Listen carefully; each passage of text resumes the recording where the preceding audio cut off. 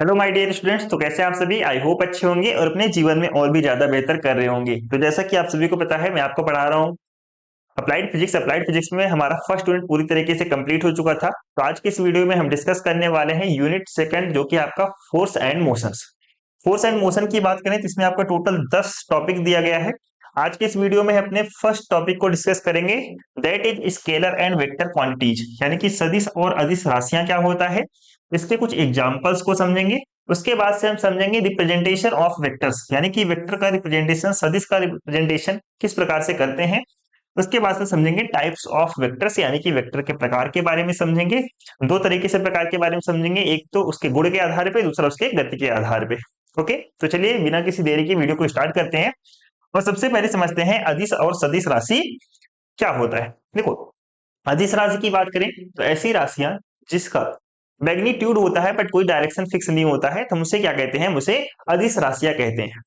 कौन सी राशि कहते हैं? उसे स्केलर क्वांटिटी कहते हैं, जिसमें केवल केवल क्या होगा, आप कहोगे सर जिसमें केवल केवल मैग्नीट्यूड होता है, डायरेक्शन के बारे में कोई भी चीज नहीं दी गई होती है, कोई भी चीज निश्चित नहीं होती है, तो हम उसे क्या कहेंगे? हम उसे कहेंगे अदिश राशि, यानी कि स्केलर क्वांटिटीज कहते हैं।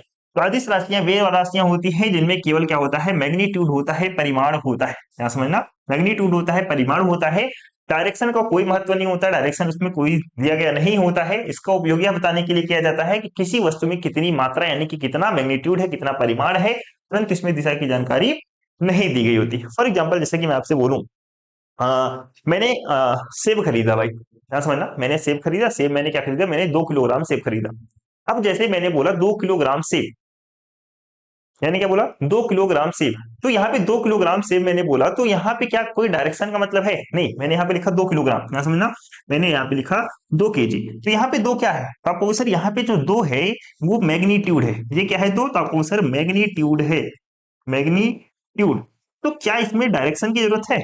बताओ, क्या इसमें कोई डायरेक्शन की जरूरत पड़ती है? डायरेक्शन का कोई महत्व होता है? तो आपको सर इसमें कोई भी डायरेक्शन का महत्व नहीं होता है। मैंने बोला कि राम ने 10 किलोमीटर दूरी तय की। राम ने कितना? 10 किलोमीटर। राम ने 10 किलोमीटर दूरी तय की, तो क्या इसमें कोई डायरेक्शन का महत्व है? हमने ये सिंपल सा बताया, राम ने कितना दूरी किया, तय किया, राम ने कितना डिस्टेंस तय किया, तो आपको सर 10 किलोमीटर, और ये 10 क्या है? तो आपको सर 10 यहाँ पे मैग्नीट्यूड होता है सर। 10 यहाँ पे क्या होता है? तो आपको सर 10 यहाँ पे मैग्नीट्यूड होता है। समझ में आया? यानी कि ऐसी राशियां जिसमें सिर्फ और सिर्फ मैग्नीट्यूड का इंपॉर्टेंस होता है, डायरेक्शन का किसी प्रकार कोई इंपॉर्टेंस नहीं होता है, हम उसे कैसी राशियां कहेंगे? तो आपको सर उसे हम अदिश राशियां कहते हैं। आइए इसके कुछ एग्जांपल्स के बारे में समझते हैं। जैसे कि द्रव्यमान, मैंने आपको बताया कि मैंने 2 किलोग्राम सेब खरीदा, ठीक है, तो द्रव्यमान यहाँ पे क्या है? तो आपको सर अदिश राशि है। चाल क्या है? अदिश राशि है। डिस्टेंस यानी कि दूरी कैसी है? तो आपको सर अदिश राशि यानी कि स्केलर क्वांटिटी है। समय क्या है? अदिश राशि है। धारा कैसा है? अदिश राशि है। ठीक है, आयतन कैसा है? आपको सर अदिश राशि है, ये आपको ध्यान रखना है। और घनत्व हो गया, दाब हो गया, कार्य हो गया, ऊर्जा हो गया, शक्ति, आवेश, विभव, ताप, विशिष्ट ऊष्मा, ये सारे के सारे कैसे क्वांटिटीज हैं? तो आपको सर ये सारे के सारे स्केलर क्वांटिटीज होते हैं। ये बहुत ज्यादा इंपॉर्टेंट है, आपको याद रखना है। जैसे टाइम, मैंने आपसे पूछा कितना बज रहा है, तो आप कहोगे सर इस टाइम जो है 5:30 बज रहे हैं। कितना बज रहा है? 5:30 बज रहे हैं, फिर 6:30 बज रहे हैं। ठीक है, तो यहाँ पे क्या आपने ये बोला कि 6:30 जो है पूर्व की दिशा में बज रहे हैं? नहीं ना। तो यहाँ पे सिर्फ आपने बताया 5:30, 5:30 यहाँ पे क्या है? 5:30, तो आपको सर मैग्नीट्यूड है। ठीक है, तो यहाँ पे क्या है? टाइम। टाइम की अगर हम बात करें, टाइम की अगर हम बात करें, समय कैसा है? तो आपको सर समय एक अदिश राशि होता है। ठीक है, मैंने बोला कि राम ने 100 मीटर की दौड़ लगाई। ठीक है, कितना? राम ने 100 मीटर की डिस्टेंस जो है तय किया। कितना? 100 मीटर। ठीक है, तो 100 मीटर यहाँ पे क्या है? तो आपको सर यहाँ पे 100 मीटर जो है एक प्रकार से स्केलर क्वांटिटी होता है। तो आपसे पूछो अगर मैं दूरी, 100 मीटर यानी कि दूरी, दूरी, दूरी यहाँ पे क्या है? तो आपको सर दूरी यानी कि डिस्टेंस यहाँ पे जो है स्केलर क्वांटिटीज होता है।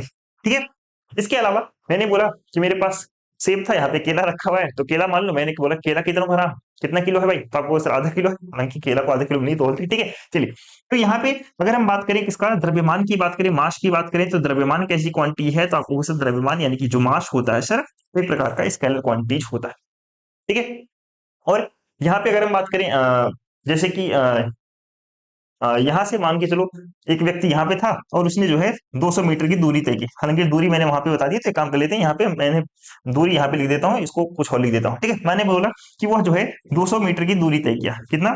200 मीटर की उसने जो है दूरी तय किया भाई, डिस्टेंस। तो मैंने बोला 200 मीटर की दूरी तय की, डिस्टेंस उसने 200 मीटर की दूरी तय की। ठीक है, तो हमें यहाँ पे क्या दिया गया? डिस्टेंस, यानी कि हमें सिंपल सा मतलब है कि कितनी क्वांटिटी उसने, यानी कि कितना मैग्नीट्यूड उसमें दिखा रहा है। ठीक है, तो कितना दूरी तय किया तो 200 मीटर। तो यहाँ पे डिस्टेंस यानी कि दूरी क्या है, यहाँ पे डिस्टेंस यानी कि दूरी, दूरी ये भाई क्या है, अब उसे दूरी एक प्रकार का स्केलर क्वांटिटी होता है। इसके अलावा अगर हम बात करें चाल, चाल ठीक है भाई, चाल यानी कि स्पीड, स्पीड की अगर हम बात करें मेरे दोस्त, जैसे कि अगर मैंने बोला कि दौड़ लगा रहा है, मैंने बोला कितने किलोमीटर की स्पीड से दौड़ रहा है, तो आपको उसे 10 किलोमीटर पर घंटे की स्पीड से दौड़ रहा है, कितना 10 किलोमीटर पर घंटे की स्पीड से दौड़ रहा है। तो यहाँ पे कोई डायरेक्शन की बात की गई, डायरेक्शन का कोई महत्व है नहीं, हमने सिंपल से पूछा कितने किलोमीटर घंटे की स्पीड से दौड़ रहा है, आपने बोला 10 किलोमीटर पर घंटे की स्पीड से दौड़ रहा है। तो यहाँ पे जो चाल निकल के आया है जैसे कि 10 किलोमीटर पर घंटे, 10 किलोमीटर पर आवर, तो ये क्या निकल के आया है आपको सर, यहाँ पे हमें वो सिर्फ किससे मतलब है, हमें यहाँ पे सर मैग्नीट्यूड, यहाँ पे सिर्फ और सिर्फ मैग्नीट्यूड के बारे में बताया जा रहा है, डायरेक्शन के बारे में कोई भी जिक्र नहीं है और डायरेक्शन को कोई महत्व नहीं है। तो किस प्रकार की क्वांटिटी हुई, तो आपको सर ये जो चाल हो गया, स्पीड हो गया सर, एक प्रकार का जो है स्केलर क्वांटिटी आपका हो जाएगा। आई होप आपको सारी चीजें क्लियर समझ में आ रही होंगी।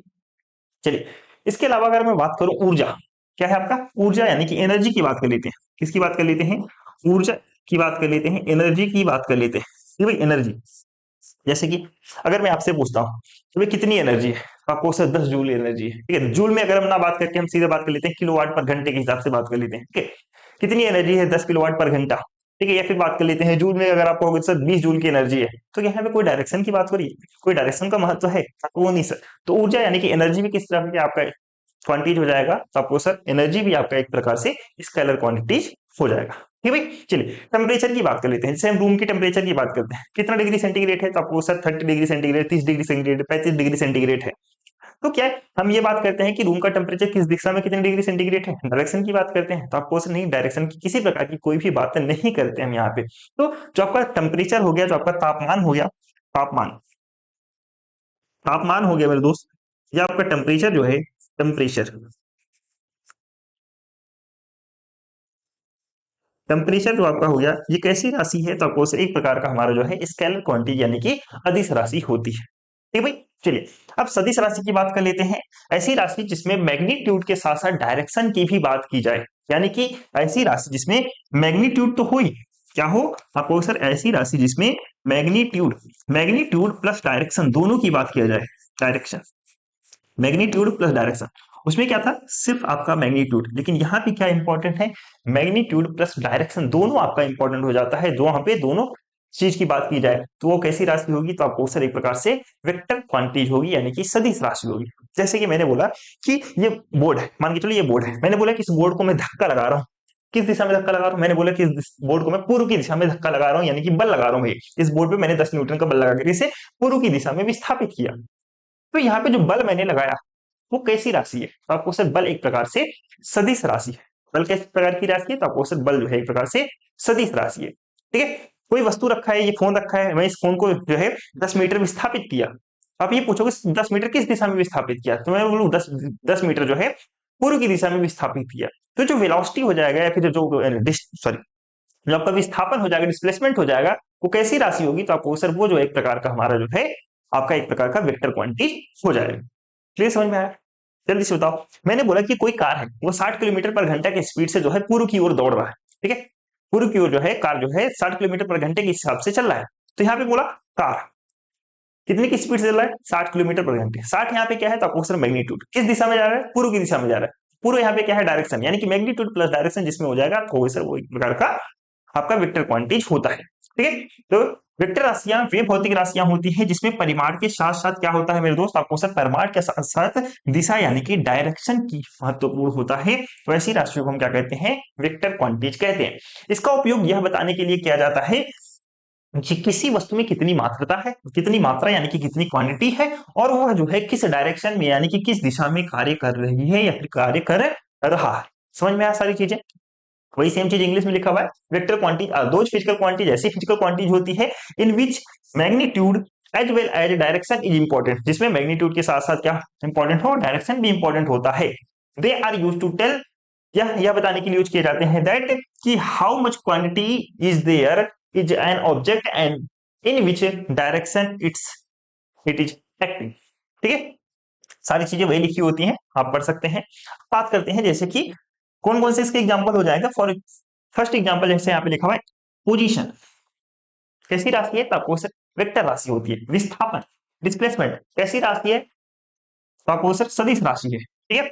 वेलोसिटी यानी कि वेग कैसी राशि है, सदिश राशि है। त्वरण एक्सीलरेशन, फोर्स आपका वेट हो गया, संवेग मोमेंटम, ठीक है, बस आवेग, विद्युत क्षेत्र, चुंबकीय बल क्षेत्र और धारा घनत्व, ठीक है, धारा घनत्व ये कैसी राशि हो जाती है, तो आपको सर ये सारे के सारे आपके जो है सदिश राशि हो जाती है, ठीक है। फॉर एग्जांपल जैसे मैंने लिखा है यहाँ पे पोजीशन, पोजीशन की बात करते हैं। सबसे पहले पोजीशन स्थिति में अगर मान के चलो आपका दोस्त कहीं बाजार में खड़ा हुआ है, ठीक है, बाजार में कहीं ना कहीं खड़ा हुआ है, तो उसकी कोई ना कोई पोजीशन होगी। अब आप उससे पूछ रहे हो भाई तुम किस दिशा में खड़े हो या फिर तुम कहाँ पे खड़े हो, तो वो बोलेगा मैं बाजार में इस डायरेक्शन में खड़ा हूँ या फिर यहाँ इस जगह पे मैं खड़ा हूँ, ठीक है। तो उसकी पोजीशन फिक्स होती है, उसकी पोजीशन किसी न किसी दिशा में होती है, ठीक है। या मैं वो बोलेगा आपसे तुमसे जो है 1 किलोमीटर दूर या फिर 100 मीटर दूर जो है उत्तर दिशा में हूँ।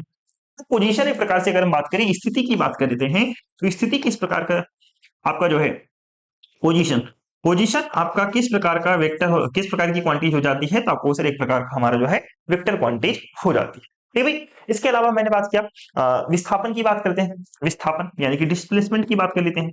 विस्थापन, डिस्प्लेसमेंट, डिस्प्लेसमेंट, ठीक है भाई। मान लीजिए चलो राम था, राम स्कूल गया हुआ था, घर से स्कूल गया राम, ठीक है। ये घर था, घर से कहाँ गया, ये इसका घर था, और घर से वो कहाँ पे निकला, होम से निकला सीधे स्कूल। घर से जैसे वो स्कूल की तरफ निकला, वह जो है टोटल 2 किलोमीटर गया, यहाँ समझना 2 किलोमीटर वह जो है डिस्प्लेसमेंट यानी कि 2 किलोमीटर जो है विस्थापित हुआ।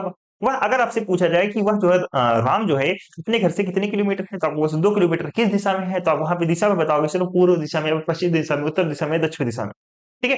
तो विस्थापन में क्या जरूरी होता है, डिस्प्लेसमेंट में ये जरूरी हो जाता है कि आप मैग्नीट्यूड के साथ साथ डायरेक्शन भी बताओगे किस दिशा में विस्थापित हुआ है वो चीज, ओके। चलिए कार की बात कर लेते हैं। कार में मैंने आपको क्या क्या बताया, वेग, वेलोसिटी, वेग यानी कि वेलोसिटी की अगर बात करें, वेलोसिटी, तो मैंने आपसे बताया वेलोसिटी में क्या इंपॉर्टेंट हो जाता है, मैग्नीट्यूड के साथ साथ डायरेक्शन। मैंने आपसे बोला कार किस दिशा में जा रही है, कार कितने किलोमीटर की स्पीड से जा रही है, तो आपने बोला सर कार जो है 60 किलोमीटर प्रति घंटे के हिसाब से ईस्ट की ओर जा रही है। कहां पे जा रही है, towards east, towards east direction, ठीक है, ईस्ट, ईस्ट डायरेक्शन यानी कि पूर्व दिशा की ओर जो है कार जो है 60 किलोमीटर पर घंटे की स्पीड से जा रही है, भाई। तो यहाँ पे जो 60 किलोमीटर पर घंटा है, यहाँ पे क्या है, उसकी वेलोसिटी है कार की, लेकिन किस दिशा में जा रहा है, तो आपको सर ईस्ट दिशा में जा रहा है। तो जो वेग है, वेलोसिटी है, यहाँ पे क्या हो जाएगा, तो आपको सिर्फ वेलोसिटी यानी कि जो वेग है एक प्रकार का हमारा जो है वेक्टर क्वांटिटी हो जाएगा, क्लियर। यहाँ पे कोई वस्तु है, ये व्यक्ति है, इस वस्तु को धक्का दे रहा है, यानी कि इस वस्तु पर जो है फोर्स लगा रहा है। मान के चलो मैंने बोला कि इस व्यक्ति ने जो है टोटल 20 न्यूटन का फोर्स लगाया, कितना, 20 न्यूटन का फोर्स लगाया। किस तरफ लगाया, मान के चलो इस तरफ लगा रहा है, यानी कि ईस्ट डायरेक्शन में फोर्स लगा रहा है, इस डायरेक्शन में, ईस्ट डायरेक्शन में यह जो है फोर्स लगा रहा है।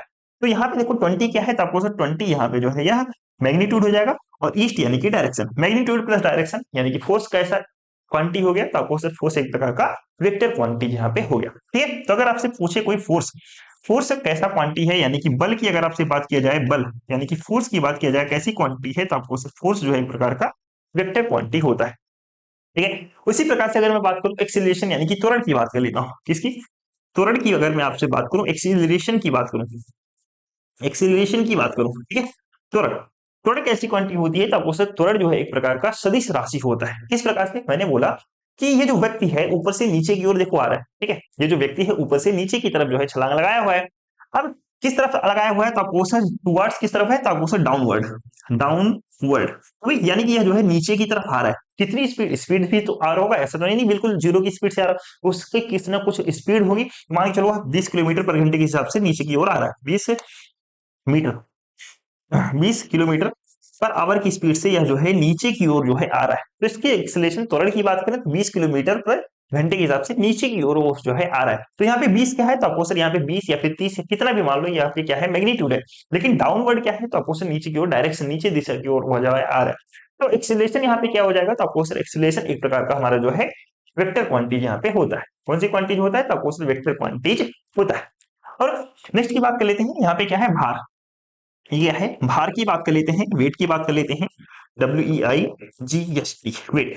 वेट की अगर हम बात करें, वेट कहाँ पे लग रहा है, पृथ्वी की ओर, यानी कि वेट जो है इसका लिखो mg, यहाँ पे देखो वेट डब्ल्यू बराबर एमजी की अगर हम बात कर लेते हैं एमजी, यानी कि ये वस्तु का कुछ ना कुछ द्रव्यमान होगा, लेकिन ये जो वस्तु है कहाँ पे, नीचे की ओर जा रहा है। कहाँ पे जा रहा है, नीचे की ओर जा रहा है, यानी कि इस पे जो भार काम कर रहा है, कहाँ पे काम कर रहा है, नीचे की ओर काम कर रहा है, डाउनवर्ड काम कर रहा है। यहाँ पे डाउनवर्ड काम कर रहा है, नीचे की ओर काम कर रहा है। और जैसे ही इस पे भार नीचे की ओर कार्य कर रहा है, तो मैं बोलूंगा इस कुछ वस्तु का कुछ ना कुछ द्रव्यमान होगा। मान के चलो 20 मान के चलो 25 किलोग्राम की वस्तु है, इस 25 किलोग्राम वस्तु पे जो है डाउनवर्ड यानी कि नीचे की ओर जो है भार लग रहा है। ठीक है, तो मैं क्या कहूंगा, भार कैसी क्वांटिटी हो जाएगी, तो आपको सिर्फ भार जो है एक प्रकार का सदिश राशि हो जाएगा। 25 क्या है, तो आपको मैग्नीट्यूड। डाउनवर्ड नीचे की तरफ भार लग रहा है, यानी कि यहाँ पे डाउनवर्ड क्या है, तो आपको डायरेक्शन। तो मैग्नीट्यूड प्लस डायरेक्शन क्या होंगे, तो आपको एक प्रकार का हमारा जो है वेक्टर क्वांटिटीज होता है। ठीक है, चलिए एक इंपॉर्टेंट चीज अगर मैं आपसे पूछूं, एक इंपॉर्टेंट चीज यहाँ पे हो जाता है, एक नंबर में क्वेश्चन आपसे पूछ सकता है। क्या एक नंबर में आपसे क्वेश्चन पूछ सकता है, जैसे कि अगर मैं आपसे पूछूं विद्युत धारा, यहाँ समझना, विद्युत धारा, विद्युत धारा की अगर मैं आपसे बात करूं, विद्युत धारा की अगर मैं आपसे बात करूं, इलेक्ट्रिक करंट, इलेक्ट्रिक करंट की बात करता हूं, यहाँ समझना, इलेक्ट्रिक करंट की बात करता हूं। एक नंबर में आपसे क्वेश्चन पूछा जा सकता है, इलेक्ट्रिक करंट किस प्रकार की क्वांटिटी होती है, स्केलर क्वांटिटी होती है। इलेक्ट्रिक करंट किस प्रकार की क्वांटिटी है, स्केलर यानी कि अदिश या फिर सदिश, अदिश क्वांटिटी है या फिर जो है सदिश यानी कि वेक्टर क्वांटिटी है। आप क्या बताओगे, अगर आपसे एक नंबर में एग्जाम में पूछ लिया जाएगा तो क्या बताओगे आप। सिंपल सा, जिसने रट्टा मार रखा होगा वो तो बता ही देगा। ठीक है, अब जिसने रट्टा नहीं मार रखा होगा उसके मन में एक कंफ्यूजन होगा। क्या कंफ्यूजन होगा भाई, जब भी हम विद्युत धारा की बात करते हैं, तो विद्युत धारा में क्या होता है मेरे दोस्त, विद्युत धारा में आपका होता है magnitude plus direction, magnitude plus direction दोनों होता है। ध्यान समझना, विद्युत धारा में क्या होता है, विद्युत धारा में आपका मैग्नीट्यूड यानी कि परिमाण, मैग्नीट्यूड यानी कि परिमाण, और डायरेक्शन यानी कि दिशा। ठीक भाई, डायरेक्शन प्लस दिशा यानी कि परिमाण प्लस दिशा दोनों होता है इस विद्युत धारा में। अब दोनों होने के बावजूद मैं क्या कह रहा हूं, दोनों होने के बावजूद भी मैं कह रहा हूं कि ये जो विद्युत धारा होता है एक प्रकार का कैसी राशि होती है, या एक प्रकार का मेरे दोस्त स्केलर क्वांटिटी होता है। जैसा स्केलर क्वांटिटी आपका होता है विद्युत धारा, विद्युत धारा वेक्टर क्वांटिटी नहीं होता है, आपको ध्यान रखना। हालांकि इसके पास में क्या होता है, मैग्नीट्यूड भी होता है, डायरेक्शन भी होता है, मैग्नीट्यूड भी होता है, डायरेक्शन भी होता है, लेकिन फिर भी यह जो है एक प्रकार का कैसी राशि होता है, या एक प्रकार का अदिश राशि होता है, सदिश राशि होता है, सॉरी एक प्रकार का अदिश राशि यानी कि स्केलर क्वांटिटी होता है। फॉर एग्जाम्पल मान के चलो मैंने कोई वायर ले लिया, मैंने कोई तार ले लिया, ठीक है, मैंने कोई तार ले लिया, उस तार में करंट फ्लो हो रहा है, मैंने तार को इधर उधर बिखेर दिया। ठीक है, मैंने उस तार को इधर उधर बिखेर दिया, सारी दिशाओं में बिखेर दिया। ठीक है, उसमें करंट फ्लो हो रहा है, लेकिन जब भी आप उस तार को टच करोगे तो आपको करंट मारेगा, आपको करंट लगेगा, किसी भी डायरेक्शन में आप टच करोगे आपको करंट लगेगा। ठीक है, इसलिए हम क्या कहते हैं, इसलिए हम कहते हैं कि विद्युत धारा जो होता है उसमें किसी प्रकार का कोई डायरेक्शन वन फिक्स नहीं होता, यानी कि इसमें magnitude plus direction. For example जैसे कि हम बात करें, ये माने एक तार ले लिया, ठीक है, ये पॉइंट है, ये बी पॉइंट है। अब इसमें मैंने विद्युत धारा प्रवाहित किया, ए पॉइंट से बी पॉइंट की ओर जो है 2 एम्पियर की धारा, कितना, 2 एम्पियर की धारा मेरे दोस्त, 2 एम्पियर की धारा मैंने यहाँ पे प्रवाहित किया। ध्यान समझना, एक वायर है, ए पॉइंट बी पॉइंट, ए पॉइंट से बी पॉइंट की ओर मैंने जो है 2 एम्पियर की धारा प्रवाहित की। यहाँ पे आपको डायरेक्शन दिख रहा है, ये दे रहा है ए से बी की ओर जो है जा रहा है डायरेक्शन। ध्यान समझना, ए से बी की ओर यानी कि ईस्ट दिशा में, जो है ईस्ट दिशा में मेरे दोस्त क्या जा रहा है, ईस्ट दिशा में। अगर मैं मान के चलो यहाँ पे देखोगे ईस्ट दिशा, ठीक है, मान लो वायर जो है मैंने इस पूरब से सॉरी पश्चिम से जो है पूर्व की ओर लेके गया हूँ। तो यहाँ पे ए से बी की ओर जो है विद्युत धारा प्रवाहित हो रहा है, 2 एम्पियर की विद्युत धारा प्रवाहित हो रहा है मेरे दोस्त।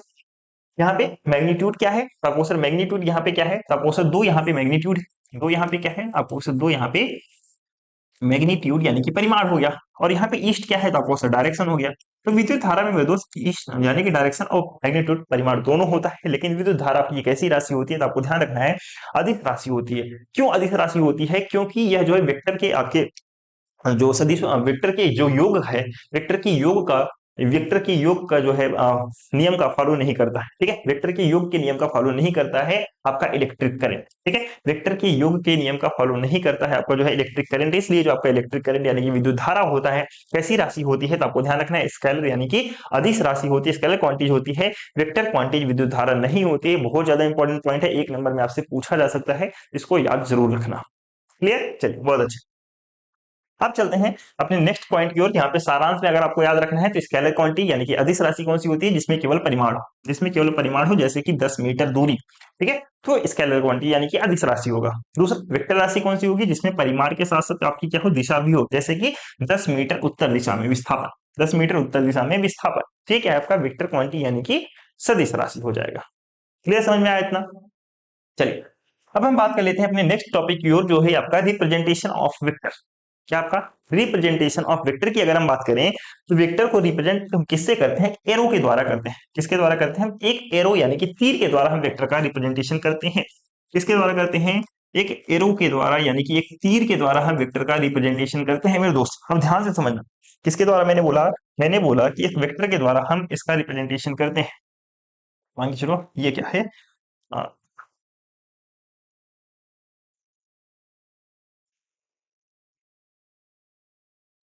ये आपका क्या है मेरे दोस्त, ध्यान समझना। ये आपका क्या है? एक एरो। ध्यान समझना इस चीज को, ये आपको मैंने बना दिया एक एरो है। ध्यान समझना, मैंने क्या बनाया? एक एरो। तो वेक्टर का जो रिप्रेजेंटेशन करते हैं इस एरो के द्वारा करते हैं। ध्यान समझना, इस एरो के दो पार्ट होते हैं, यानी कि तीन पार्ट की अगर हम बात करें इस एरो में मोस्टली तीन पार्ट आपको याद रखना है। कौन कौन से? एक यहां से लेकर के यहां से लेकर के यहां तक वाला पॉइंट, यहां से लेकर के यहां तक की पॉइंट शो करता है आपका मैग्नीट्यूड शो करता है। क्या शो करता है? आपका मैग्नीट्यूड शो करता है। मैग्नीट्यूड क्या बताता है ये एरो? मैग्नीट्यूड को बताता है, परिमाण को बताता है। किस चीज को बताता है? परिमाण को बताता है भाई, परिमाण को बताता है।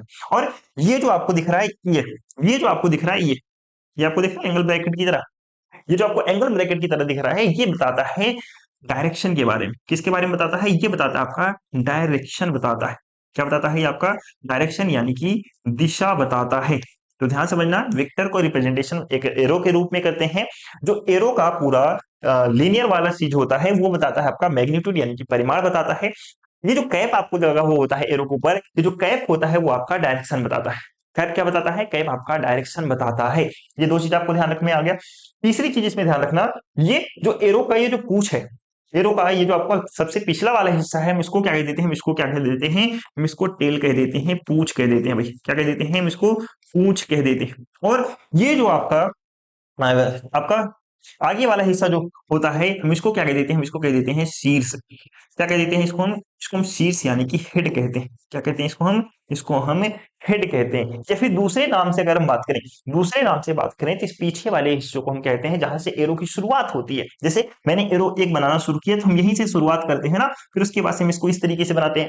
तो जहां से एरो की शुरुआत करते हैं हम उसको कहते हैं इनिशियल पॉइंट। क्या कहते हैं उसको? हम उसको कहते हैं इनिशियल पॉइंट कहते हैं। तो एरो की जहां से शुरुआत होती है इस वाले पार्ट को हम क्या कहते हैं? तो आपको सर इनिशियल पॉइंट कहते हैं।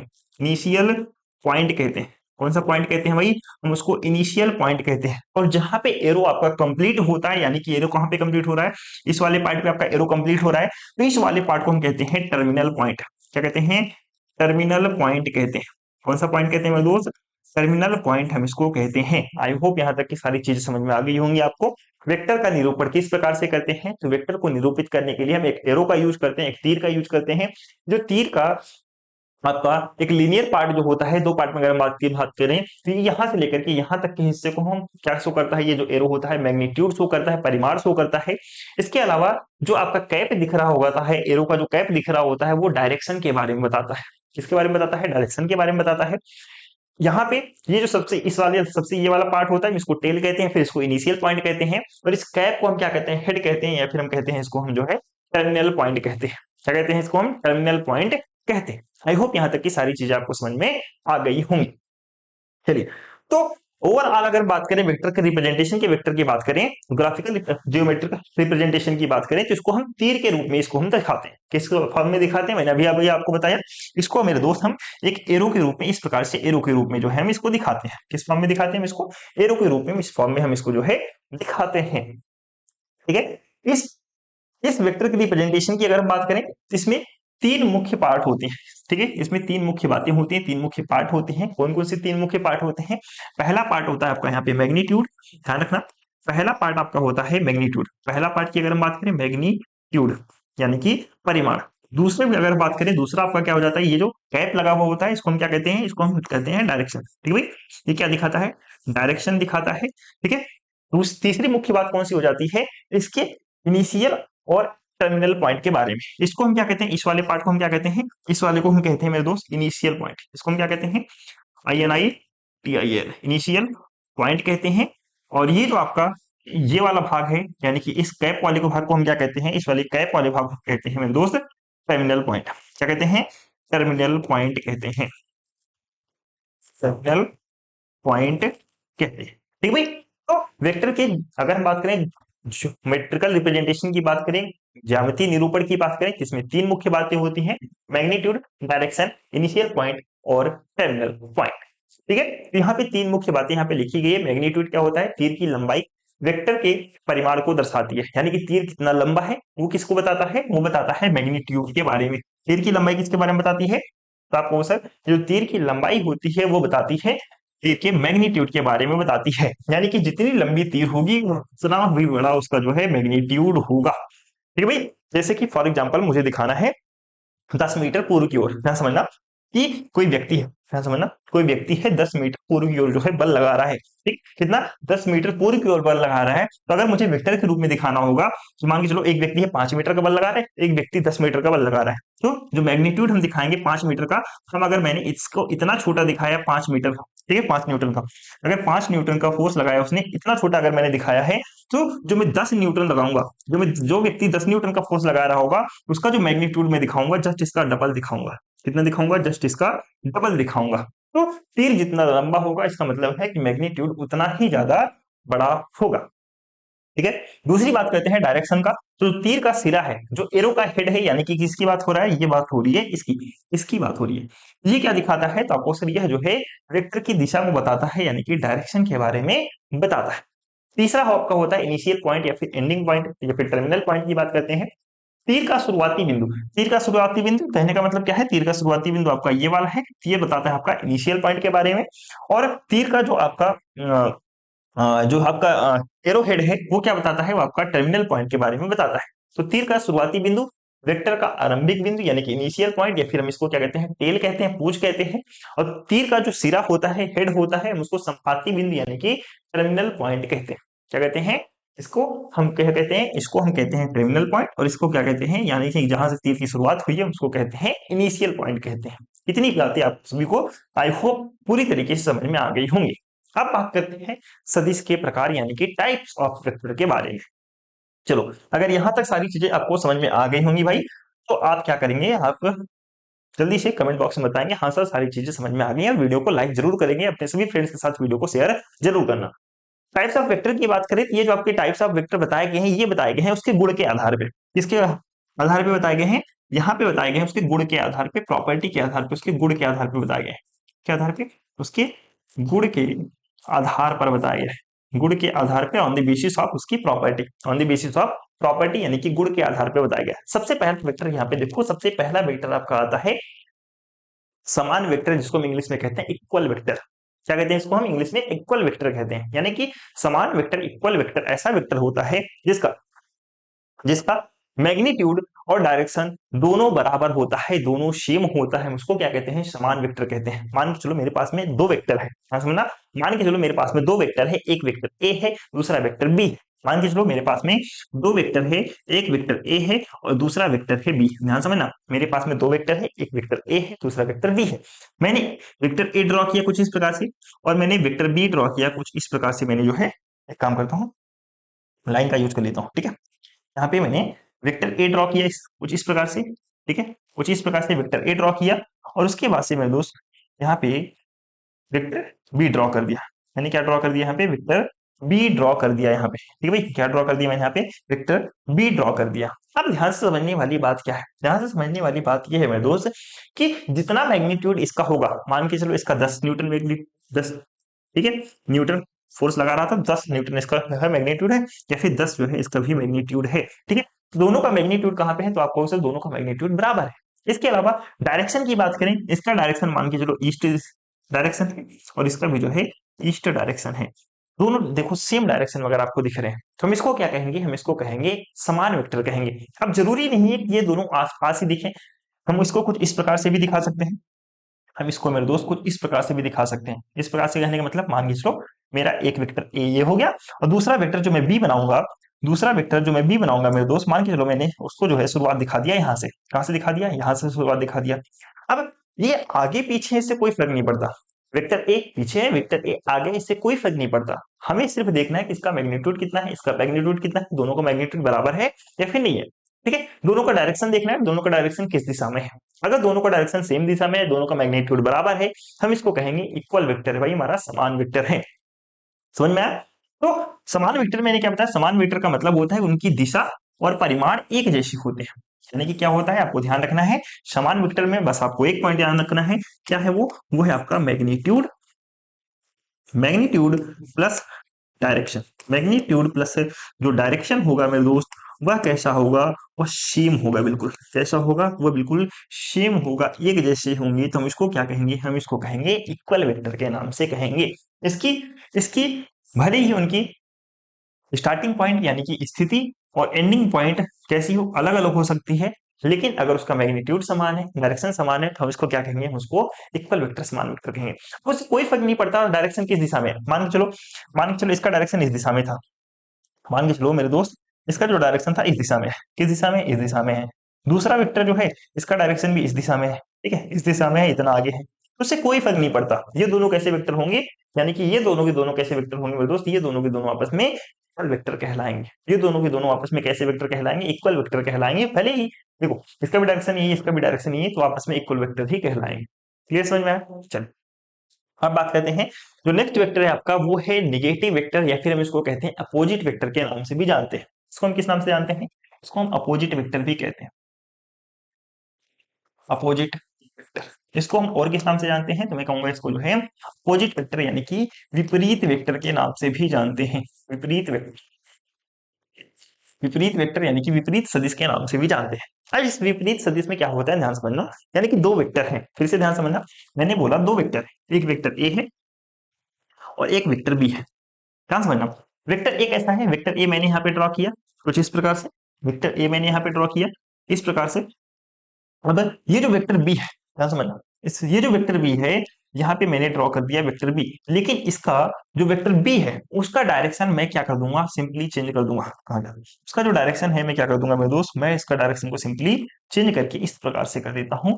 तो ये जो हमारा वेक्टर कहलाएगा, ये जो हमारा वेक्टर कहलाएगा, दो वेक्टर किस प्रकार का वेक्टर कहलाएगा, तो मैं इसे कहूंगा विपरीत वेक्टर, यानी कि अपोजिट वेक्टर के नाम से हम इसे जानेंगे। यानी कि किसी वेक्टर को उसका नकारात्मक वेक्टर तब कहा जाएगा जब उसका परिमाण, ध्यान समझना, जब उसका मैग्नीट्यूड मूल वेक्टर के तो बराबर हो, यानी कि जब उसका मैग्नीट्यूड हो सेम, ध्यान समझना, क्या हो, मैग्नीट्यूड हो मेरे दोस्त सेम। मैग्नीट्यूड कैसा हो, तो आपको अक्सर मैग्नीट्यूड सेम हो, लेकिन मेरे दोस्त जो उसका डायरेक्शन हो वो कैसा हो, डायरेक्शन अपोजिट हो। डायरेक्शन कैसा हो, डायरेक्शन अपोजिट हो, तो इस वेक्टर को हम क्या कहेंगे, तो मैं कहूंगा इस वेक्टर को मैं कहूंगा अपोजिट वेक्टर के नाम से कहूंगा। इस वेक्टर को कौन सा वेक्टर कहूंगा, तो मैं कहूंगा इस वेक्टर को अपोजिट वेक्टर कहूंगा। इस वेक्टर को कौन सा वेक्टर कहूंगा, अपोजिट वेक्टर, यानी कि नकारात्मक वेक्टर या फिर निगेटिव वेक्टर के नाम से जानूंगा। समझ में आया? इस प्रकार से आप दिखा सकते हैं। अगर आपको दूसरे तरीके से दिखाना तो आप इस प्रकार से भी दिखा सकते हैं, आप जो है इस प्रकार से भी दिखा सकते हैं। ठीक है, ये हो गया। ठीक है, सेम इसी का कॉपी मैंने कर लिया यहाँ पे, ये ठीक है, इसी का मैंने सेम इसका कॉपी कर लिया और इसको मैंने दिखा दिया कुछ इस प्रकार से, मैंने इसको जो है दिखा दिया, इस प्रकार से दिखा दिया मैंने इसको जो है कुछ इस प्रकार से दिखा दिया।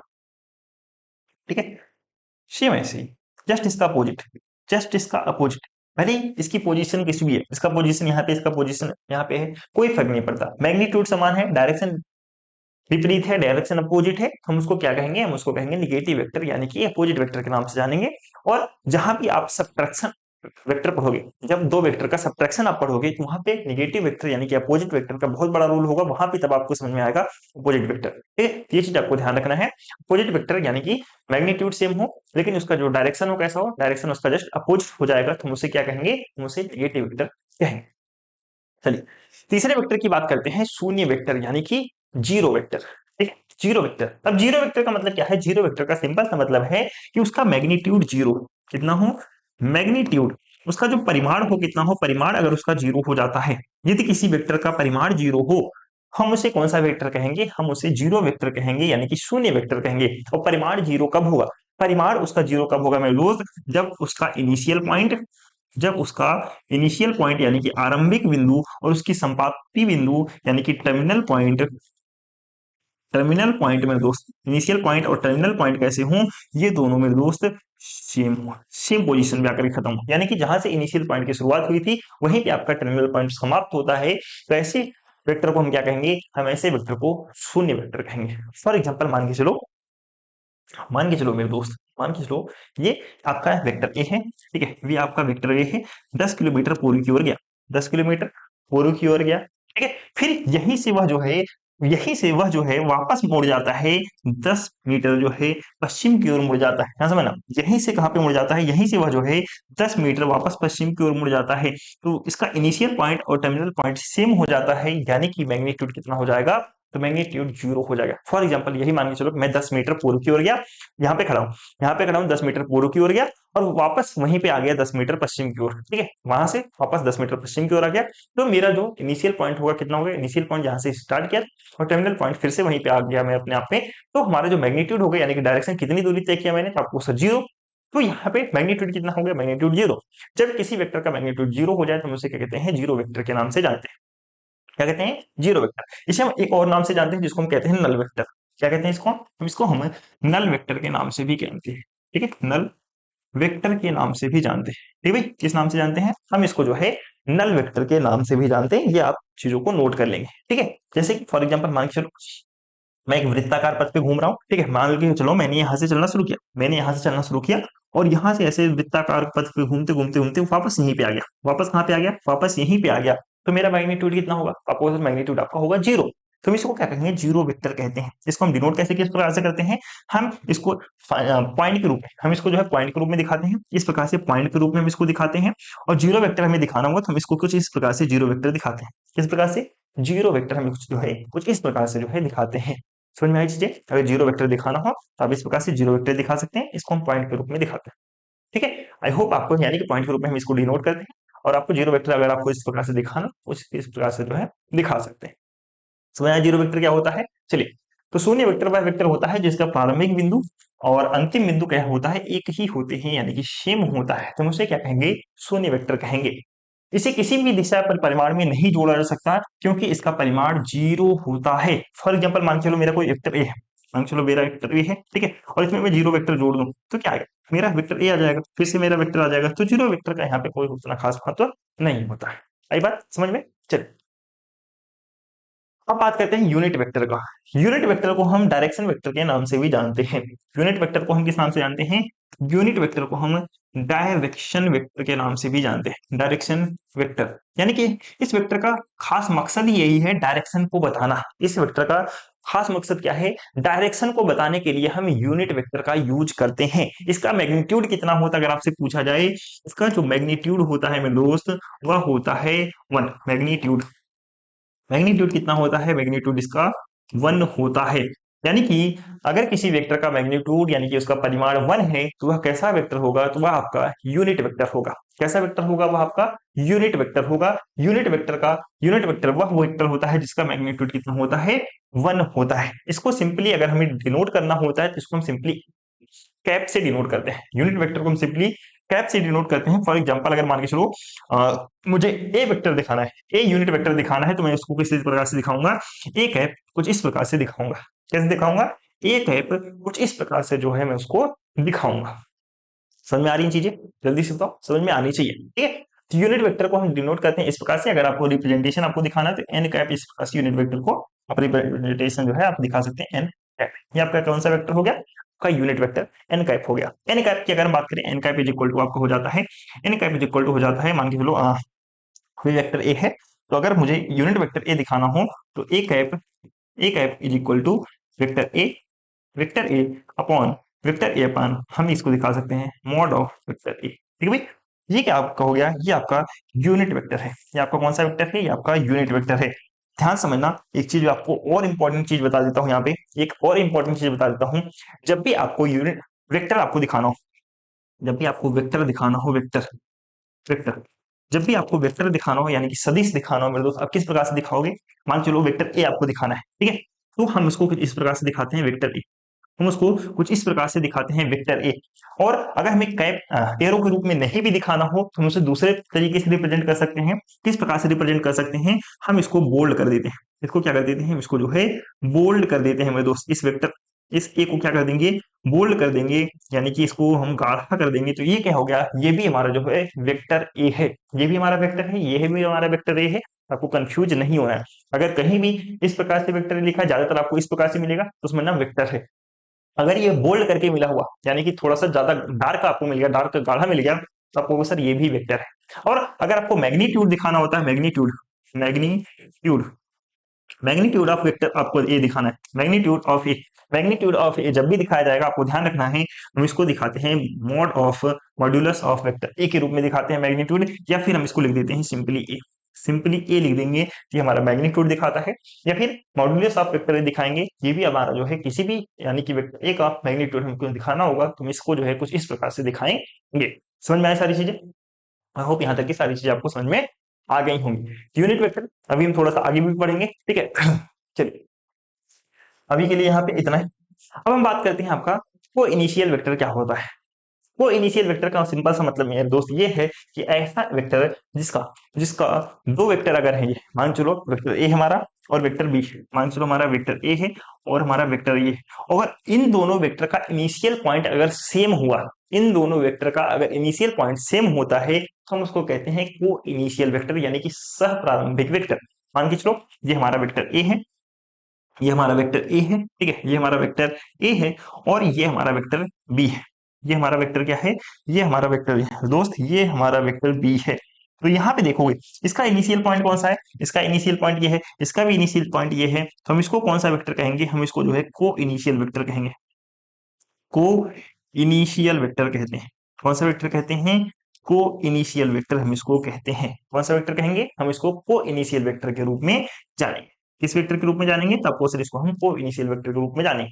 उसका इनिशियल पॉइंट सेम होना चाहिए, बस किसी भी डायरेक्शन में हो उससे फर्क नहीं पड़ता, अगर उसका इनिशियल पॉइंट सेम है। मान चलिए ये आपका वेक्टर ए हो गया, वेक्टर ए हो गया और ये आपका वेक्टर बी हो गया, ये आपका वेक्टर बी हो गया। इनिशियल पॉइंट सेम होना चाहिए। अगर इसका इनिशियल पॉइंट सेम है तो हम इसको क्या कहेंगे? को इनिशियल वेक्टर कहेंगे।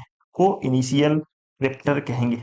कौन सा वेक्टर कहेंगे? हम इसको को इनिशियल वेक्टर कहेंगे अगर इन दोनों वेक्टर का इनिशियल पॉइंट सेम हुआ। समझ में आया?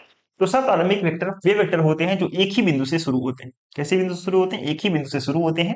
इसका सिंपल सा मतलब ये है कि सभी वेक्टर का जो प्रारंभिक बिंदु होता है वह एक ही होता है, भले ही उनकी दिशा और परिमाण अलग अलग हो सकते हैं, लेकिन अगर वह एक साथ शुरुआत करते हैं तो हम क्या कहेंगे? हम उसको जो कहेंगे मेरे दोस्त, हम उसको इनिशियल यानी कि को इनिशियल वेक्टर कहेंगे। समझ में आ गया सारी चीजें? चलिए नेक्स्ट वेक्टर की बात करते हैं, जो है आपका कोलिनियर वेक्टर। कोलिनियर वेक्टर का मतलब क्या होता है? कोलिनियर का वेक्टर होता है यानी कि दोनों वेक्टर आपके एक सीधी में होंगे, यानी कि एक रेखीय फॉर्म में होंगे। ध्यान समझना, कोई भी वेक्टर आपका हो, मान के चलो दो वेक्टर है, ध्यान समझना, दो वेक्टर है, मान के चलो वेक्टर ए है और आपका वेक्टर बी है, ये मान के चलो वेक्टर ए है और ये मान के चलो आपका वेक्टर बी है। अगर मुझे इसको दिखाना है को इनिशियल को लीनियर वेक्टर, ये कब होंगे? ये को लीनियर वेक्टर तब होंगे जब ये एक ही लाइन में होंगे। मान चलो वेक्टर ए मैंने यहाँ पे दिखा दिया, वेक्टर ए मैंने दिखा दिया और यहीं पे मैंने दिखा दिया वेक्टर बी, यहाँ पे क्या दिखा दिया? वेक्टर बी दिखा दिया। तो ये किस प्रकार के वेक्टर होंगे? ये आपके को लीनियर वेक्टर, ये आपके कैसे वेक्टर होंगे? को लीनियर वेक्टर आपके होंगे ये, ठीक है। अगर मैंने यहाँ पे दिखाया वेक्टर ए, ध्यान समझना, यहाँ पे मैंने दिखाया वेक्टर ए, यहाँ पे दिखाया मैंने वेक्टर बी, यहाँ पे दिखाया मैंने वेक्टर बी, ध्यान समझना, क्या दिखाया? वेक्टर बी दिखाया। तो यहाँ पे देखो दोनों का डायरेक्शन अलग अलग है, दोनों का डायरेक्शन भले ही एक है, लेकिन ये दोनों एक ही लाइन में अगर हों, एक ही लाइन में हो तो हम किसी क्या कहेंगे? हम इसको को लीनियर वेक्टर कहेंगे। यानी कि भले उसका मैग्नीट्यूड कुछ भी हो, भले उसका जो है डायरेक्शन कुछ भी हो, कोई फर्क नहीं पड़ता, बस वो एक लाइन में होना चाहिए, एक सीधी रेखा में होना चाहिए, तो हम उसको क्या कहेंगे? हम उसको कोलिनियर वेक्टर कहेंगे। मैग्नीट्यूड से कोई फर्क नहीं पड़ता, इसमें डायरेक्शन से कोई फर्क नहीं पड़ता, बस उसका क्या होना चाहिए? एक सीधी में एक लाइन में होना चाहिए, तो हम उसको क्या कहेंगे? कोलिनियर वेक्टर कहेंगे। कौन सा वेक्टर कहेंगे? कोलिनियर वेक्टर हम कहेंगे। तो दो वेक्टर तब सहरेखी यानी कि कोलिनियर कहलाते हैं जब वो एक ही रेखा के समानांतर होते हैं। कैसे होते हैं? एक ही रेखा के समानांतर होते हैं, चाहे उनका मैग्नीट्यूड और डायरेक्शन जो है अलग अलग हो, लेकिन अगर वह एक रेखा के समानांतर है हम उसको क्या कहेंगे? हम उसको कहेंगे कोलिनियर वेक्टर। कौन सा वेक्टर कहेंगे मेरे दोस्त? आपको सर हम उसको कोलिनियर वेक्टर कहेंगे। चलिए नेक्स्ट वेक्टर आपका आता है पैरेलल वेक्टर यानी कि समांतर सदिश। समांतर सदिश की अगर हम बात करें, यानी कि ऐसे सदिश में दोस्त, ऐसे ऐसे दो सदिश मान के चलो हमारे पास में क्या है? दो सदिश है, एक हमारे एक ये एक ए हो गया, एक बी सदिश हो गया। जब ये दोनों के दोनों सदिश यानी कि मैग्नीट्यूड कैसा हो उसका, ध्यान समझना, मैग्नीट्यूड और उसका डायरेक्शन मैग्नीट्यूड कुछ भी हो, हमें उससे फर्क नहीं पड़ता, लेकिन अगर दोनों के बीच में 0 डिग्री बनता हो, दोनों के बीच में क्या हो, 0 डिग्री बनता हो, तो हमारा जो वेक्टर होगा कैसा होगा, पैरेलल वेक्टर होगा। अगर दोनों के बीच में जो कोण होगा कैसा हो, शून्य कोण बने। शून्य कोण कब बनेगा, देखो समानांतर वेक्टर कहलाते हैं। इसका मतलब ये है कि वेक्टर एक ही दिशा में होंगे, लेकिन उसका परिमाण जो है कैसा होगा, समान हो भी सकता है, नहीं भी हो सकता। ध्यान समझना, मैंने क्या बोला, जो मैग्नीट्यूड उसका होगा, मैग्नीट्यूड जो होगा मेरे दोस्त, वह सेम भी हो सकता है, सेम भी हो सकता है, और नॉट सेम भी हो सकता है, यानी कि सेम भी हो सकता है या फिर सेम नहीं भी हो सकता, लेकिन उसका डायरेक्शन सेम होना चाहिए। उसका डायरेक्शन क्या है मेरे दोस्त, डायरेक्शन जो है सेम होना चाहिए। डायरेक्शन कैसा होना चाहिए, डायरेक्शन अगर सेम है हम इसको क्या कहेंगे, हम इसको कहेंगे पैरेलल वेक्टर कहेंगे। अगर मुझे पैरेलल वेक्टर दिखाना हुआ तो मैं उसे किस फॉर्म में दिखाऊंगा, मैं उसे किस फॉर्म में दिखाऊंगा, यहाँ पे ध्यान से समझना। ये वेक्टर आपका ए हो गया, ठीक है, ये आपका वेक्टर ए हो गया, और ये आपका, और आपका ये जो आपका वेक्टर ए था, इसको कॉपी बना लिया, और ये आपका जो है वेक्टर बी हो गया। ठीक है, ये आपका कौन सा वेक्टर हो गया, ये आपका वेक्टर बी हो गया। वेक्टर ए और वेक्टर बी, ये आपका वेक्टर ए, ये आपका वेक्टर ए, और ये आपका वेक्टर बी कैसे हैं, पैरेलल वेक्टर है। दोनों का मैग्नीट्यूड भी समान है, डायरेक्शन भी समान है, पैरेलल वेक्टर कहलाएंगे। लेकिन वहीं पे अगर मेरे दोस्त, अगर मैं इसका मैग्नीट्यूड थोड़ा सा घटा भी दूं, अगर मैं इसका मैग्नीट्यूड इसका थोड़ा सा घटा भी दूं, मान के चलो ये है वेक्टर, ठीक है, एक वेक्टर ये है, और यहाँ पे मैंने बना दिया, यहाँ पे वेक्टर, मैंने क्या बना दिया, यहाँ पे वेक्टर बी बना दिया। ध्यान समझना, यहाँ पे ये वेक्टर बी है और ये वेक्टर ए है, तो यहाँ पे मैग्नीट्यूड अलग है लेकिन डायरेक्शन सेम है। ये दोनों के बीच में जो कोण बन रहा है, एंगल बन रहा है, वो 0 डिग्री का बन रहा है। यहाँ भी एंगल देखो 0 डिग्री का बन रहा है। हम इसको क्या कहेंगे, हम इसको समानांतर पैरेलल वेक्टर कहेंगे। यानी कि जब दोनों के बीच में एंगल कितना हो, 0 डिग्री हो, दोनों के बीच में एंगल कितना हो, एंगल ध्यान रखना, दोनों के बीच में जो एंगल का फॉर्मेशन होगा, कोण का जो फॉर्मेशन होगा, कोण कैसा होगा, तब वो कोण जो बनेगा वो 0 डिग्री का बनेगा। कितना, 0 डिग्री का कोण बनेगा अगर दोनों के बीच में कोण 0 डिग्री है। इसके अलावा उसका मैग्नीट्यूड कुछ भी हो फर्क नहीं पड़ता, डायरेक्शन सेम होना चाहिए, तो हम उसे क्या कहेंगे, हम उसको जो है समांतर वेक्टर कहेंगे। कैसा वेक्टर कहेंगे, समांतर या फिर समानांतर, यानी कि पैरेलल वेक्टर हम उसको कहेंगे। आई होप यहाँ तक की सारी चीजें आपको समझ में आ गई होंगी। चलिए एक लास्ट वेक्टर देखते हैं, वो है आपका ऑर्थोगोनल वेक्टर। ऑर्थोगोनल वेक्टर में क्या होता है मेरे दोस्त, जो दो वेक्टर होते हैं उनके जो बीच का कोण बनता है वो 90 डिग्री का बनता है। ना समझ, दो दो वेक्टर जिनके अगर बीच का कोण जो है कैसा बने, बीच का कोण जो है 90 डिग्री हो, तो हम उसको क्या कहेंगे, हम उसको ऑर्थोगोनल वेक्टर कहते हैं। मान के चलो हमारा वेक्टर ए है, हमारा वेक्टर ए और हमारा वेक्टर बी है, दो वेक्टर है हमारे पास में।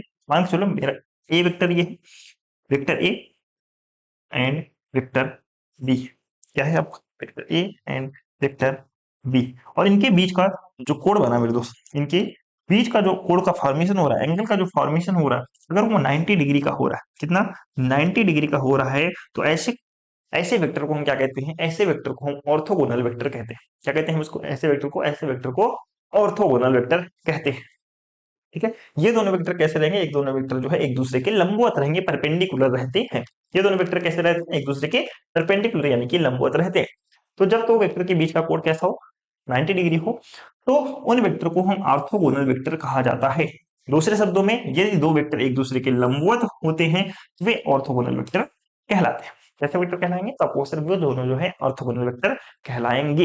इतनी चीजें आपको ध्यान रखनी है। चलिए अब हम बात कर लेते हैं ऑर्थोगोनल वेक्टर। अगर हम बात करें, दो ऑर्थोगोनल का जो डॉट प्रोडक्ट होगा हमेशा कैसा होगा, जीरो होगा। ये पॉइंट भी आपको याद रख लेना है। दो ऑर्थोगोनल का जो डॉट प्रोडक्ट होता है वो आपका जीरो होता है। किस प्रकार से, मान के चलो ये आपका वेक्टर ए, ये आपका vector B, vector A vector B, जो कोण का फॉर्मेशन हुआ 90 डिग्री का, तो हम कह सकते हैं जो दो वेक्टर का जो डॉट प्रोडक्ट होगा वो कैसा होगा, A dot vector B, A vector B dot cos 90 degree, कितना, कॉस 90 डिग्री, और ए वी कॉस 90 डिग्री का मान कितना होता है, जीरो होता है, इसलिए ओवरऑल क्या हो जाएंगे, ये जीरो हो जाएंगे। तो ए डॉट बी अगर मुझे निकालना हो, दो डॉट प्रोडक्ट अगर मुझे निकालना हो वेक्टर का, ठीक है, तो कैसा होगा, तो मैं कहूंगा वो जो दोनों होगा आपका कैसा होगा, तो मैं कहूंगा वो जो है कितना होगा, जीरो होगा। ठीक है भाई, कितना हो जाएगा वो, जीरो होगा दो वेक्टर का। ठीक है, समझ में आया। ऑर्थोगोनल वेक्टर की एक महत्वपूर्ण विशेषता यह है कि उनका जो डॉट प्रोडक्ट, डॉट गुणनफल होता है वो कैसा होगा, हमेशा शून्य होता है। ठीक है, इसका मतलब यह है कि अगर दो वेक्टर ऑर्थोगोनल हैं तो उनका जो डॉट प्रोडक्ट होगा हमेशा A dot B equal to क्या होगा, शून्य होगा। ए डॉट बी कैसा होगा, ए डॉट बी जो है शून्य होगा। ठीक है भाई, चलिए अब हम बात करते हैं आपका पोलर वेक्टर। पोलर वेक्टर की अगर हम बात करें, दो वेक्टर यानी कि एक आपका पोलर वेक्टर, दूसरा आपका आपका जो है रोटेशनल वेक्टर की हम बात कर लेते हैं, या फिर हम बात कर लेते हैं सीधे एक्सियल वेक्टर की। ठीक है, ये जो दो वेक्टर होते हैं हम गति के आधार पे बात करते हैं। किसके आधार पे? गति के आधार पे। गति के आधार पर हमने उसको बात किया था, जितने भी वेक्टर अभी तक आपने देखा वो गुण के आधार पे देखा था। अब हम ये दो वेक्टर जो हम देखेंगे, ये हम देखेंगे गति के आधार पे। कौन सा वेक्टर है? ध्रुवीय वेक्टर है, पोलर वेक्टर। पोलर वेक्टर कौन सा वेक्टर होता है? ऐसा वेक्टर जिसका कोई ना कोई इनिशियल पॉइंट और एंडिंग पॉइंट होता है, हम उसको कहते हैं ध्रुवीय वेक्टर। क्या समझना? कोई भी ऐसा वेक्टर है जिसका इनिशियल पॉइंट और एंडिंग पॉइंट होता है, हम उसको पोलर वेक्टर कहते हैं। ध्यान समझना, मैंने क्या बोला? कोई भी वेक्टर है जिसका इनिशियल और एंडिंग पॉइंट हो। मान के चलो वेक्टर ए है, ठीक है, मान के चलो कोई वेक्टर ए है, कोई वेक्टर ए है, तो यहां से स्टार्ट होकर यहाँ पे खत्म हुआ, यहाँ पे स्टार्ट होकर यहाँ पे खत्म हुआ, तो ये क्या है? उसका इनिशियल पॉइंट। ये क्या है? उसका इनिशियल पॉइंट है। और जहां पे खत्म हुआ वो क्या है? आपका एंडिंग पॉइंट है। किसी भी वेक्टर का एंडिंग, एंडिंग पॉइंट, ठीक है, एंडिंग पॉइंट किसी भी वेक्टर की अगर हम बात करें दोस्त, अगर उसके पास में इनिशियल पॉइंट भी है और एंडिंग पॉइंट भी है, तो वो जो वेक्टर होगा कैसा वेक्टर होगा? पोलर वेक्टर होगा। कैसे वेक्टर होगा? पोलर वेक्टर होगा। जिस वेक्टर का कोई प्रारंभिक बिंदु या फिर लागू करने का बिंदु होता है, उसे क्या कहते हैं? पोलर वेक्टर कहते हैं। जैसे कि फॉर एग्जांपल की बात करें, विस्थापन, मैंने यहां से चलना शुरू किया, यहाँ पे यानी कि पूर्व की ओर 10 मीटर विस्थापित हुआ, तो विस्थापन क्या है? एक प्रकार का आपका पोलर वेक्टर हुआ। बल यानी कि 10 न्यूटन का बल मैंने लगाया वेस्ट की तरफ, ठीक है, वेस्ट की तरफ मैंने 10 न्यूटन का फोर्स लगाया, तो कैसा वेक्टर होगा? पोलर वेक्टर होगा। ठीक है, बल हो गया, आपका विस्थापन हो गया। वहीं पे अगर हम बात करें, वेग हो गया आपका, ठीक है, संवेग हो गया, संवेग हो गया, संवेग हो गया, ठीक है भाई, त्वरण हो गया। ठीक है, ये सारे के सारे कैसे हैं? देख सकते हो ETC, ये सारे के सारे कैसे वेक्टर हैं? तो आपको सर ये सारे के सारे आपके जो है पोलर वेक्टर होंगे। कैसे वेक्टर होंगे? Polar vector. आपके सारे के सारे ये जो है पोलर वेक्टर कहलाए। ठीक है, डिस्प्लेसमेंट हो गया, फोर्स हो गया, ठीक है, वेलोसिटी हो गया, यहाँ पे वेलोसिटी हो गया, ठीक है, मोमेंटम हो गया, मोमेंटम कौन सा हो गया? मोमेंटम, मोमेंटम हो गया मेरे दोस्त। इसके अलावा मैंने आपको बताया एक्सीलरेशन, त्वरण, एक्सीलरेशन, त्वरण हो गया, एक्सेट्रा। ठीक है, ये सारे के सारे कैसे एग्जांपल हैं? तो आपको ये सारे के सारे पोलर वेक्टर के एग्जांपल हो जाएंगे। लास्ट वेक्टर की बात कर लेते हैं। लास्ट वेक्टर है मेरे दोस्त आपका एक्सियल वेक्टर। एक्सियल वेक्टर यानी कि अक्षीय वेक्टर। अक्षीय वेक्टर में हमेशा देखने को मिलेगा मेरे दोस्त आपको रोटेशन। कैसा देखने को मिलेगा आपको? रोटेशन आपको देखने को मिलेगा।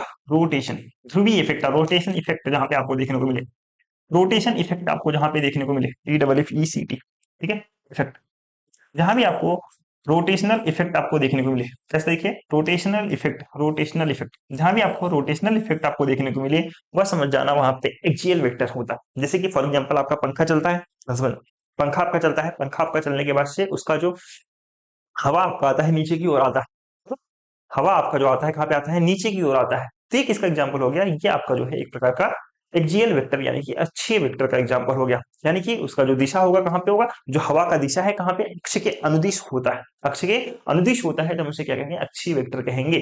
ठीक है, एक्सियल वेक्टर की बात कीजिए, एक्सियल वेक्टर ऐसे वेक्टर होते हैं जिसके पास में क्या होता है? घूर्णात्मक प्रभाव यानी कि रोटेशनल इफेक्ट जो है वो दर्शाते हैं, जो घूर्णन अक्ष के यानी कि एक्सिस ऑफ रोटेशन के साथ जो है कार्य करते हैं। जैसे कि फॉर एग्जांपल की बात करते हैं, कोणीय वेग हो गया, कोणीय संवेग हो गया, कोणीय त्वरण हो गया, यानी कि सब में आप कोड़ी कोड़ी लगा दो। ठीक है, इसके अलावा अगर हम बात करें बल आघूर्ण, ठीक है, क्या हो गया? बल आघूर्ण, बल आघूर्ण, ठीक है, ये कैसा है? बल आघूर्ण को इंग्लिश में कहते हैं टॉर्क। क्या कहते हैं?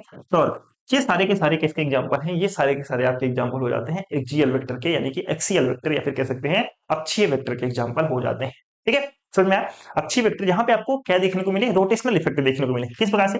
मान के चलो, मान के चलो मेरे दोस्त, ये आपका फैन है, फैन जो है आपका इस प्रकार से घूम रहा है, इस प्रकार से आपको जो है क्लॉक वाइज डायरेक्शन में घूमना शुरू कर रहा है। ठीक है, फैन जो आपका कहाँ पे घूम रहा है? क्लॉक वाइज डायरेक्शन में। इस प्रकार से आपको जो है फैन घूम रहा है। ठीक है, इस प्रकार से आपका फैन घूम रहा है। इसका आपको यहाँ पे रोटेशनल इफेक्ट आपको देखने को मिलेगा। क्या देखने को मिलेगा? रोटेशनल इफेक्ट देखने को मिलेगा। और पंखे का जो हवा रहता है कहाँ पे? डाउनवर्ड्स यानी कि नीचे की ओर, डाउनवर्ड्स यानी कि नीचे की ओर आपको देखने को मिलता है, यानी कि अक्ष के अनुदिश। ठीक है, अक्ष के अनुदिश रोटेशनल इफेक्ट जहां पे आपको देखने को मिले, आप समझ लेना एक्सियल वेक्टर आपका होता है। ठीक है भाई, इसके अपोजिट अगर हम बात करें, इसके अपोजिट की अगर हम बात करें, ठीक है, इसके अपोजिट की बात करें, अगर मान के चलो ये डायरेक्शन आपका इस साइड हो, ठीक है, ये आपका जो डायरेक्शन हो इस साइड है, यानी कि उल्टा हो रहा है। ठीक है, अब जो है एंटी क्लॉकवाइज घूम रहा है।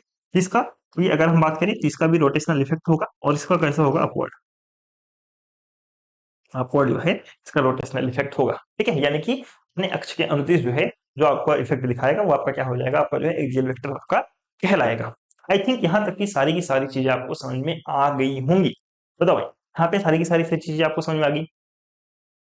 अब यहाँ पे जो आपका टॉपिक था, फर्स्ट टॉपिक आपका पूरी तरीके से कंप्लीट होता है। नेक्स्ट टॉपिक है आपका addition and subtraction of vector. ये मैं आपको बताऊंगा नेक्स्ट वीडियो में। Addition of subtraction of vector की बात करें तो एडिशन ऑफ सब्ट्रैक्शन के लिए आपके दो मेथड दे रखे हैं आपकी बुक में। एक आपसे पूछा गया है ट्रायंगल मेथड, दूसरा आपका दिया गया है पैरेललोग्राम मेथड लॉ। ठीक है, दो मेथड लॉ आपको दिए गए हैं, triangle method law and parallelogram method law. ठीक है, दो वेक्टर को जोड़ने के लिए आपसे बोला गया है। तीसरा आपका होता है पॉलीगन मेथड लॉ भी होता है, जो कि बहुभुज नियम भी कहते हैं, बहुभुज मेथड भी कहते हैं, जो कि दो या दो से अधिक वेक्टर को जोड़ना हो हम पॉलीगन मेथड का यूज करते हैं, जो कि आपके सिलेबस में नहीं दिया गया है। हम सिर्फ बात करेंगे कल के लेक्चर में, यानी कि नेक्स्ट लेक्चर में हम बात करेंगे सिर्फ और सिर्फ आपके ट्रायंगल मेथड के बारे में, और दूसरा हम बात करेंगे पैरेललोग्राम यानी कि समांतर चतुर्भुज के नियम के बारे में हम बात करेंगे। आई होप यहाँ तक की सारी चीजें आपको समझ में आ गई होंगी। ठीक है, तो हमारा ये वाला जो टॉपिक था स्केलर एंड वेक्टर क्वांटिटीज क्या होता है विद एग्जांपल मैंने आपको बताया। फिर उसके बाद से हमने डिस्कस किया रिप्रेजेंटेशन ऑफ वेक्टर, ये मैंने आपको बताया। फिर उसके बाद से हमने डिस्कस किया टाइप्स ऑफ वेक्टर, मैंने बताया गति के आधार पे दो मैंने आपको बताया, ध्रुवी वेक्टर और आपका छी वेक्टर। फिर मैंने आपको गुण के आधार पे मैंने आपको 8 वेक्टर बताए हैं, वो आठों के नाम आप जो है याद कर लेंगे। इसके अलावा कल के लेक्चर में हम डिस्कस करेंगे addition and subtraction of vector. ठीक है, यानी कि सदिशों का जोड़ और घटाना क्या होता है, किस प्रकार से हम देखेंगे ट्रायंगल एंड पैरेललोग्राम लॉ, यानी कि त्रिभुजी नियम क्या है वेक्टर के जोड़ घटाने का, और समांतर चतुर्भुज नियम क्या है। फिर उसके बाद इसी लेक्चर में हम डिस्कस करेंगे स्केलर एंड वेक्टर प्रोडक्ट, यानी कि सदिश और अदिश का गुणन के बारे में हम डिस्कस करेंगे, और ये वाला टॉपिक हम एक लेक्चर में पूरी तरीके से कंप्लीट कर लेंगे। आई थिंक यहाँ तक कि कोई भी आपको प्रॉब्लम नहीं होगा। और अगर आपको वीडियो अच्छा लगा हो मेरे दोस्त, वीडियो अगर आपको अच्छा लगा हो तो वीडियो को अपने सभी दोस्तों के साथ में शेयर करेंगे, हमारी वीडियो को लाइक करेंगे। इसके अलावा अगर आपको पीडीएफ चाहिए, अगर आपको पीडीएफ चाहिए, पीडीएफ के लिए मेरे दोस्त, पीडीएफ के लिए आप हमारा सेमेस्टर अड्डा ऐप, सेमेस्टर अड्डा ऐप आपको जो है प्ले स्टोर से डाउनलोड करना है। सेमेस्टर अड्डा ऐप आपको प्ले स्टोर से डाउनलोड करना है। वहां पे फिर आपको जाना है रजिस्ट्रेशन और लॉगिन करके आपको जाना है फ्री कोर्सेज में। कहाँ पे जाना है, फ्री कोर्सेज में आपको जाना है। वहां पे आपको मिल जाएगा हमारा जो है पीडीएफ के साथ साथ वीडियो भी आपको पूरी तरीके से फ्री वहां पे मिल जाएगा। तो चलिए आज के क्लास में हम इतना ही रखते हैं, बाकी जल्द ही मिलते हैं नेक्स्ट लेक्चर के साथ में। तब तक के लिए टाटा बाय बाय, ध्यान रखेंगे अपनी।